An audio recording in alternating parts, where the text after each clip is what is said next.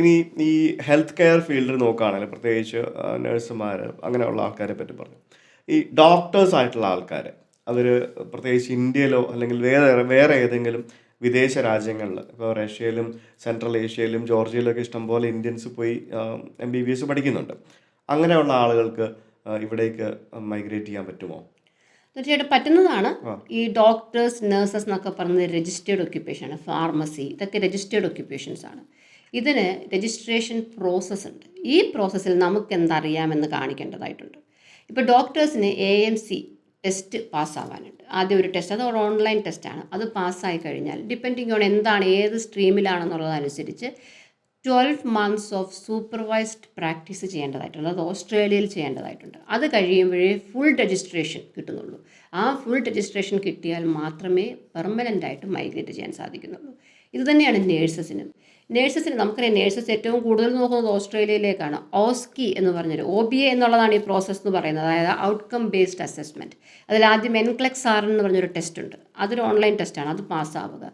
പിന്നെ ഓസ്കി ലാബിൽ, ഇവിടെ ഇപ്പോൾ മെൽബണിലൊരു ലാബുണ്ട്, നമുക്ക് അഡിലേഡിലൊരു ലാബുണ്ട്. ഓസ്ട്രേലിയയിൽ വന്ന് ഡെമോൺസ്ട്രേറ്റ് ചെയ്ത് എന്ത് കോമ്പിറ്റൻസിയാണ് എനിക്കുള്ളത് എന്ന് ഡെമോൺസ്ട്രേറ്റ് ചെയ്ത് കാണിച്ച് പാസ്സായി കഴിയുമ്പോഴാണ് പെർമനൻറ്റ് റെസിഡൻസിക്ക് അപ്ലൈ ചെയ്യാനായിട്ട് സാധിക്കുന്നത്.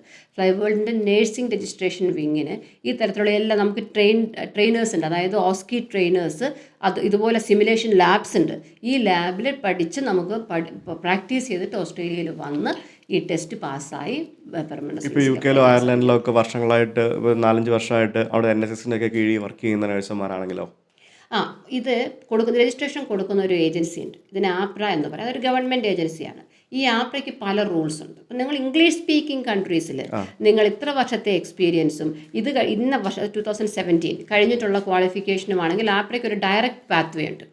പിന്നെ എടുക്കുന്ന വേറൊരു പോപ്പുലർ ആയിട്ടുള്ള ഒരു പാത്വേ ഉണ്ട്, ന്യൂസിലൻഡ് പാത്വേ. ഓസ്ട്രേലിയയുടെ നെയ്ബറിംഗ് കൺട്രിയാണ് ന്യൂസിലൻഡ്.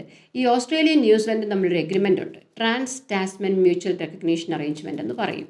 ഈ അറേഞ്ച്മെൻറ്റ് പ്രകാരം ന്യൂസിലൻഡ് രജിസ്ട്രേഷനുള്ള പല ഒക്യുപ്പേഷൻസിനും ഓട്ടോമാറ്റിക്കായിട്ട് നമുക്ക് ഓസ്ട്രേലിയൻ രജിസ്ട്രേഷൻ കിട്ടും, തിരിച്ചും കിട്ടും. അപ്പോൾ അതുകൊണ്ട് തന്നെ നേഴ്സസ് ന്യൂസിലൻഡിലെ ഈ രജിസ്ട്രേഷൻ എടുക്കും. ന്യൂസിലൻഡ് രജിസ്ട്രേഷൻ എടുത്താൽ നമുക്ക് പിന്നെ ഓസ്ട്രേലിയൻ രജിസ്ട്രേഷൻ നമുക്ക് പേപ്പർ വർക്ക് മാത്രമേ ഉള്ളൂ. അപ്പോൾ അങ്ങനെ ചെയ്യുന്ന ഒരു പാത്വേയും ഉണ്ട്. അപ്പോൾ ന്യൂസിലൻഡ് രജിസ്ട്രേഷൻ കമ്പാരിറ്റീവ്ലി കുറച്ചും കൂടി ഈസിയാണ്. അപ്പോൾ അങ്ങനെ എടുക്കാം, അല്ല ഡയറക്റ്റ് ഓസ്ട്രേലിയൻ രജിസ്ട്രേഷൻ എടുക്കാം. പ്രത്യേകം ശ്രദ്ധിക്കേണ്ടത് ബാച്ചിലർ ലെവലിലുള്ള ക്വാളിഫിക്കേഷൻ വേണം. നമുക്കറിയാം, നമുക്ക് ഡിപ്ലോമ ലെവലിലുള്ള ജനറൽ നേഴ്സസ് ഉണ്ട് അല്ലേ നമുക്ക് നാട്ടിൽ.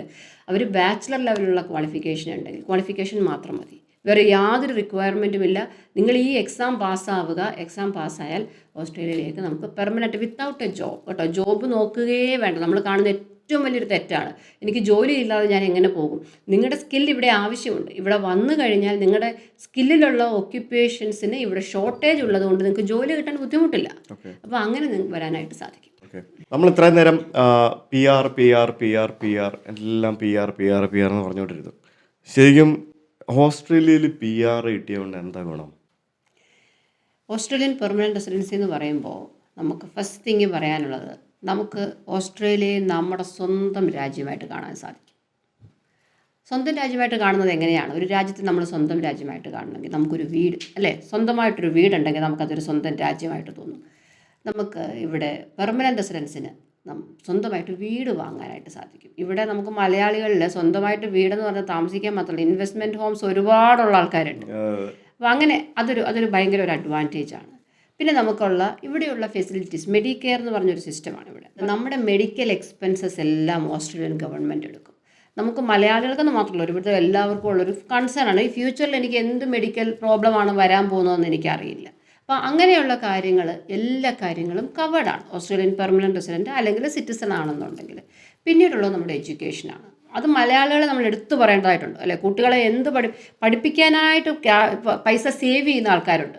+2 കഴിഞ്ഞാൽ എൻ്റെ കുഞ്ഞിനെ ഇത് പഠിപ്പിക്കാൻ വിടണം. അപ്പോൾ ഇവിടെ അതിൻ്റെ ആവശ്യമില്ല.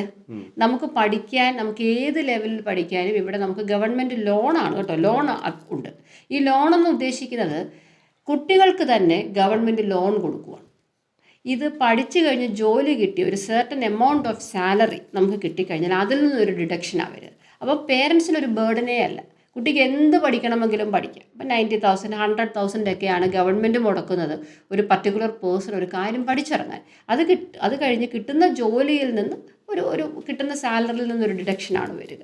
അപ്പം അങ്ങനെ ഒരു ഫ്രീ കൺട്രി എന്ന് നമുക്ക് പറയാൻ പറ്റും. നമുക്ക് എന്തൊക്കെയാണോ ഒരു കുടുംബത്തിന് വരുന്ന ആവലാതികൾ, എനിക്ക് സ്വന്തമായിട്ട് വീട് വാങ്ങിക്കാൻ പറ്റുമോ, ആർക്കെങ്കിലും എന്തെങ്കിലും മെഡിക്കൽ പ്രശ്നം വന്നാൽ എന്താകും, അല്ലെങ്കിൽ കുട്ടികളുടെ എഡ്യൂക്കേഷൻ എന്താകും, അല്ലെങ്കിൽ ഏത് ലെവലിൽ കുട്ടിയെ പഠിപ്പിക്കണമെങ്കിൽ ഞാൻ അടുത്ത രാജ്യത്തോട്ട് വിടണോ, ഈ പറയുന്ന പ്രശ്നങ്ങളൊന്നും തന്നെ ഇല്ല. അപ്പം നമ്മുടെ സ്വന്തം രാജ്യമായിട്ട് അത് നമുക്ക് വളരെയധികം അറിയാവുന്നതാണ്. കാര്യം ഇതെല്ലാം ഇമിഗ്രൻസ് ആണല്ലോ. ഈ വന്നിരിക്കുന്നത് എല്ലാവരും ഇതുപോലെ ഓരോരോ രാജ്യങ്ങളിൽ നിന്ന് വന്നിട്ടുള്ള ആൾക്കാരാണ്. അതുപോലെ ഒരു രാജ്യത്തേക്ക് നമ്മൾ ചെല്ലുകയും പിന്നീട് നമ്മുടെ സ്കിൽസിനുള്ള ആ ഒരു റെസ്പെക്റ്റ്, അല്ലെ, ഞാൻ പഠിച്ചൊരു കാര്യം ഞാനൊരു രാജ്യത്തിലേക്ക് വന്ന് അത് പ്രയോജനപ്പെടുത്തുമ്പോൾ അതുകൊണ്ട് എനിക്ക് തിരിച്ചു കിട്ടുന്ന ഒരു കാര്യം, അതൊരു വല്ലാത്തൊരു ഫീലിംഗ് ആണ്. ഞാനൊരു എഞ്ചിനീയറാണ്, അല്ല ഞാനൊരു IT പ്രൊഫഷണലാണ്, ഞാൻ അതുകൊണ്ട് തന്നെ അത് യൂസ് ചെയ്ത് ഞാൻ വന്ന് എൻ്റെ ആ ഒരു കഴിവ് ആ കൺട്രി ഉപയോഗിക്കുമ്പോൾ ഒരു മ്യൂച്വലി ബെനിഫിഷ്യൽ തിങ് ആണ്. ഇത് അവർ ഫ്രീ ആയിട്ട് വരുന്നതല്ല കേട്ടോ. നമ്മുടെ കയ്യിൽ നിന്ന് നമ്മൾ ജോലി ചെയ്യുന്നതിന് നല്ല പൈസ ടാക്സ് പിടിച്ചിട്ട് ആ ടാക്സിൽ നിന്നാണ് നമുക്ക് ഈ ബെനിഫിറ്റ്സ് കിട്ടുന്നത്. നമ്മുടെ നാട്ടിലും ടാക്സ് ഒക്കെ പിടിക്കുന്നുണ്ട്, പക്ഷേ ബെനിഫിറ്റ്സ് പലതും കിട്ടുന്നില്ല എന്നുള്ളേ ഉള്ളൂ. അതൊക്കെ കൊണ്ടാണ് ഈ പറഞ്ഞ മൈഗ്രേഷൻ കൂടുന്നതും പല ആളുകളും പല ബെറ്റർ ഓപ്പർച്യൂണിറ്റീസ് തേടി വിദേശ പല രാജ്യങ്ങളിലേക്ക് പോകുന്നതും. സിമ്പിളായിട്ടുള്ള കാര്യമാണ്. ഇവിടുത്തെ മെഡിക്കെയർ സൗകര്യങ്ങളെ പറ്റി ഒന്ന് പറയുമോ? മെഡിക്കെയർ എന്ന് പറയുമ്പോൾ ഒരു ഗവൺമെൻറ് ഇനീഷ്യേറ്റഡ് ആയിട്ടുള്ളൊരു പ്രോഗ്രാമാണ്. അപ്പോൾ അതിൽ നമുക്ക് എന്ത് തരത്തിലുള്ള medical expenses, any type of medical procedures നമുക്ക് ഫ്യൂച്ചറിൽ ചെയ്യാനുള്ള അങ്ങനെയുള്ള കാര്യങ്ങളിലെല്ലാം എക്സ്പെൻസസ് എടുക്കുന്നത് ഗവൺമെൻറ്റിൻ്റെ ആ ഒരു ഏരിയ ആയിരിക്കും. നമുക്ക് ഇൻഷുറൻസ്, ഇതിനൊക്കെ അഡീഷണലായിട്ട് ഇൻഷുറൻസ് എടുക്കുന്ന ആൾക്കാരുണ്ട് കേട്ടോ. ഈ മെഡിക്കെയറിൻ്റെ on top of that insurance എടുക്കുന്ന ആൾക്കാരുമുണ്ട്. അപ്പോൾ അതിനകത്തിൽ പലതരത്തിലുള്ള കവറുണ്ട്. അപ്പോൾ അതല്ലാതെ നമ്മുടെ ബേസിക് മെഡിക്കൽ, ഇപ്പം നമുക്കൊരു പനി വന്നു, നമുക്കൊരു ഡോക്ടറെ കാണാൻ പോകണം. അപ്പോൾ ആ ഡോക്ടറെ കാണാൻ പോകുമ്പോൾ ബൾക്ക് ബില്ലിംഗ് ആണെന്നുണ്ടെങ്കിൽ ആ ഡോക്ടറിൻ്റെ അടുത്ത് നമുക്ക് ഫീസ് കൊടുക്കേണ്ട കാര്യമില്ല. ആ ഡോക്ടറിൻ്റെ ഫീസ് കവർ ചെയ്യുന്നത് ഗവൺമെൻറ്റാണ്. അങ്ങനെയാണ് അത് വർക്ക് ചെയ്യുന്നത്.